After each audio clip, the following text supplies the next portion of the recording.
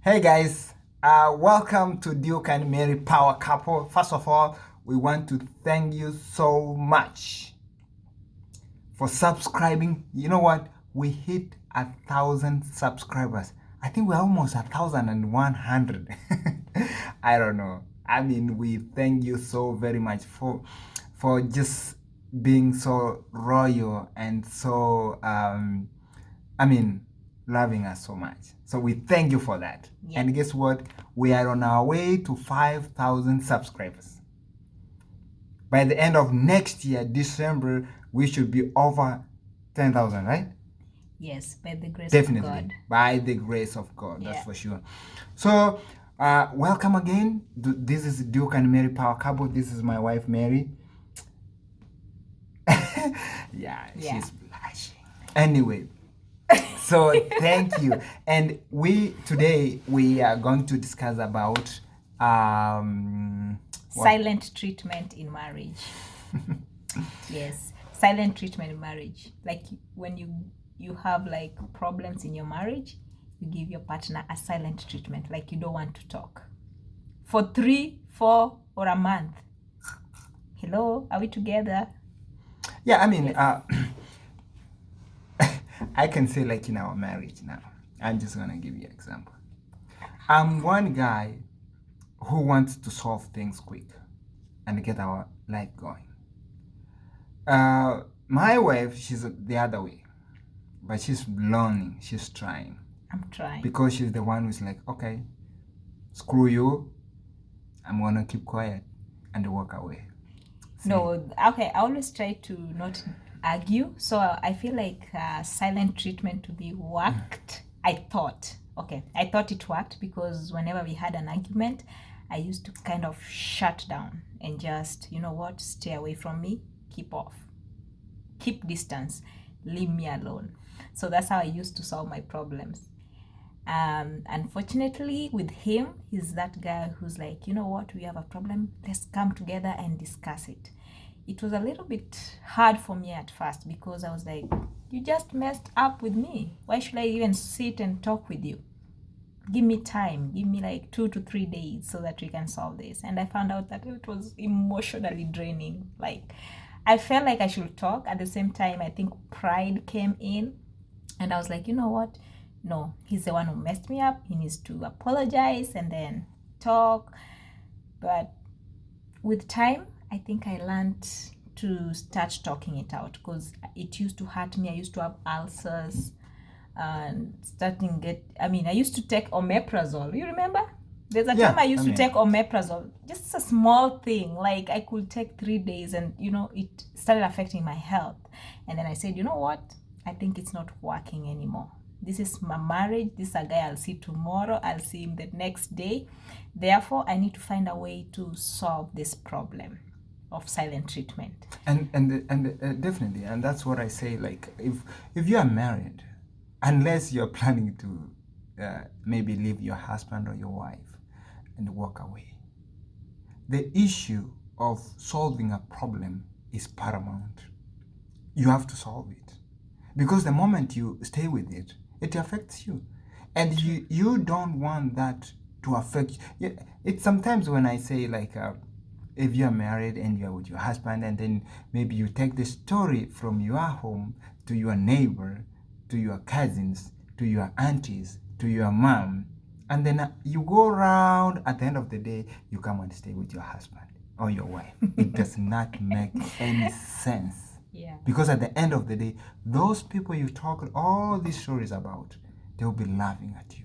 So it's pretty much the same thing. When you are silent in your marriage, you don't want to solve the problem. What happens is like, what happens in a week's time, maybe 2, 3, 4 weeks time? You guys will come together and start laughing again and start making love. You see? That's what I'm talking about. Yeah. So this issue of silence does not work. If there is a problem, solve it and move on. Another thing that I wanted to say, silent treatment can be a little bit tormenting. Especially, for example, you had a silent treatment, you've not talked to your husband 2 to 3 days, and then something bad happens. For example, an accident, he's dead. this thing will haunt you for the rest of your life. You'll be like, I wish I talked to him. He tried, he really tried. So we only live we only live once. We are not guaranteed for tomorrow. So use today to the maximum. If there's a problem, solve it today. Who told you tomorrow you'll be there to keeping quiet? No one. Everything, let's turn it to God in prayer. If you feel like it's really bothering you, one thing I did is praying about it. I put it to God in prayer. I knew it was a problem, and I didn't want to live with it for the rest of my life, because I'm planning to live with this guy for the rest of my life. And that's the point. I mean, I remember there is one video we talked about communication in marriage. Silence is part of communication. Some people say, like for us men, like if you see your wife, it's just like, you just excuse yourself, you go out and just relax and come back. So when you come back, I say for her, if you go, you think like, okay, the environment is a little bit harsh. Let me just go relax my mind a little bit before I come back. It's okay. I mean, you can go and have a cup of coffee somewhere in a restaurant, have some chitty-chatty with friends, and then come back home. By that time, I think everything will be calm, and then you will say, honey, please, that time I was like this and that. Can we talk about this and get over it? So there is, when there is an argument, I always say both parties, husband and wife, they are in the wrong. There is nobody who's in the right. Yeah. There is nobody who's in the right. So both of you don't feel like if I talk, I'm going to be like, to win or to lose, superior, inferior. Yeah. No, both of us. It's a win-win. It's a win-win. It's a lose-lose. Yes. So talk about it, solve it, and communicate. Please talk. Yeah. And one thing I also want to advise couples is that when you have a problem, I feel like approaching a problem, I know sometimes we get so rigid, approaching a problem in a positive way. Give it a positive thought. For example, honey, I love the way you take care of the kids. I love the way you take care of us. But I have a problem with you not helping in the house. The way I've presented that problem is way different than when I say, I don't know why you don't like helping in the house. Yeah. The way that you get the tone, you get the first and the second examples. Those two examples are same thing that you want to be done, but totally different tone, totally different approach, So again, back to silent treatment. Let's start talking. Yes. Talking solves so much. I know it is hard, because I've been there. It is so hard to start learning something new. Yeah, and before we conclude on this topic, I would just say, like, when there is silence in a family, maybe a husband or wife, there is somebody who is going to break that silence somewhere out there. It opens room for cheating. It opens room for unfaithfulness.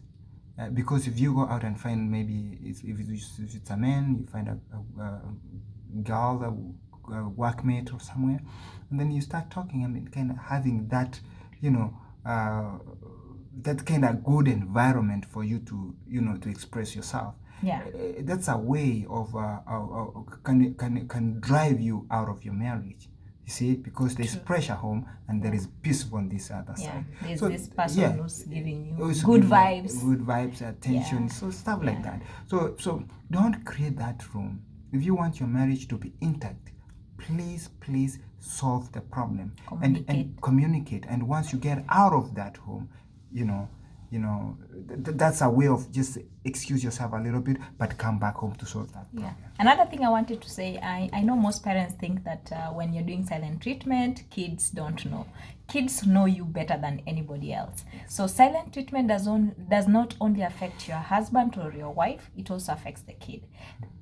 They can see what's going on. Hey, today mommy is not talking to daddy like they used to. So what's going on? So you keep them guessing what's going on. And they go to school looking happy, but deep down the kids are like, yesterday my parents were not the way they're supposed to be, especially if you're this jovial people, So, try and communicate. Yeah. There's no magic. You have to communicate. If This is you- your partner. Yeah, if you're planning If you're to not stay- planning to go anywhere and tomorrow you're planning to sleep on the same bed, please talk to that guy, talk to that woman. He or she needs you more than anything, okay? And don't go to bed angry. Yes. Yeah. Very important. Never go to bed angry. Yeah. All right. We thank you so much. And if you are new watching us, this is the Power Couple. Please subscribe to our YouTube channel. It's Duke and Mary Power Couple. And for sure, we hit 1,000 subscribers. Oh my Yay! goodness. Yeah. So Good job. please subscribe to our YouTube channel and continue following us. And if you have any other question, this is a question that was asked in our inbox. Yeah. Keep on sending those Sending those questions, and questions. we'll try to answer them as we give examples, our own examples. Yes. Thank you so much and bye-bye. See you later.